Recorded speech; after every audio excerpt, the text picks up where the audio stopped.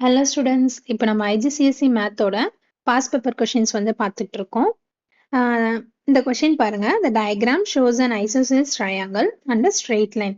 கீழே ஒரு straight line இருக்கு. அதுக்கு மேல ஒரு isosceles triangle வந்து வரைஞ்சிருக்காங்க. இது எப்படி நம்ம isosceles triangleனு சொல்றோம்னா இந்த two sidesம் equal சொன்னதுனால இது ஒரு isosceles triangle அப்படின்னு சொல்றாங்க.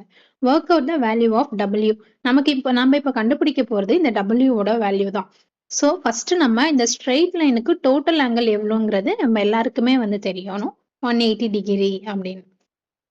ஸோ நமக்கு வெளியில இந்த ஆங்கிள் வந்து கொடுத்துட்டாங்க 118ன்னு. இந்த 118 நம்ம இதுல இருந்து மைனஸ் பண்ணோம்னா இந்த இன்டர்னல் உள்ள இருக்க ஆங்கிள் வந்து நமக்கு வந்து கிடைச்சிரும். ஸோ 180 மைனஸ் 118 டிகிரி 62 டிகிரி நமக்கு வந்து கிடைக்கும். ஸோ இங்க உள்ள இருக்க ஆங்கிள் எவ்வளோ 62 டிகிரி. இது ஒரு ஐசோசெல் ட்ரையாங்கிள்ங்கிறதுனால இங்க இருக்க ஆங்கிளும் இங்க இருக்க ஆங்கிளும் ஈக்குவல். இதுவும் 62 டிகிரி தான். நம்ம இப்போ W தானே கண்டுபிடிக்க போறோம். ஸோ மொத்தமா நம்ம ட்ரையாங்கிளோட இன்டர்னல் ஆங்கிள் எவ்வளோங்கிறது நமக்கு தெரிஞ்சிருக்கணும்.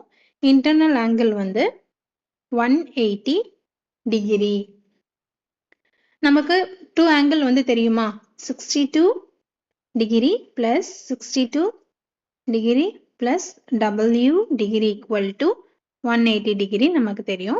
இந்த 180ல இருந்து இந்த 62 add பண்ணா நமக்கு என்ன கிடைக்கும் 124 கிடைக்கும். 180ல இருந்து 124 வந்து மைனஸ் பண்ணோம்னா நமக்கு கிடைக்கக்கூடிய ஆன்சர் 56.